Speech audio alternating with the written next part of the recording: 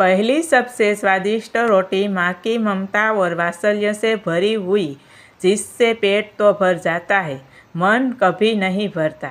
दूसरी रोटी पत्नी की होती है, जिसमें अपनापन और समर्पण भाव होता है, जिससे पेट और मन दोनों भर जाते हैं। तीसरी रोटी बहू की होती है, जिसमें सिर्फ कर्तव्य का भाव होता है, जो कुछ कुछ स्वाद भी देती है और पेट भी भर देती है और वृद्धाश्रम की परेशानियों से भी बचाती है।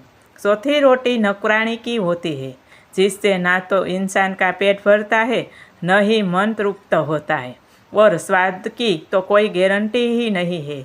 इसलिए माँ की हमेशा पूजा करो, पत्नी को सबसे अच्छा दोस्त बनाकर जीवन जियो, बहू को अपनी बेटी समझो और छोटी मोटी गलतियाँ नज़रअंदाज कर दो। बहू खुश रहेगी तो बेटा भी आपका ध्यान रख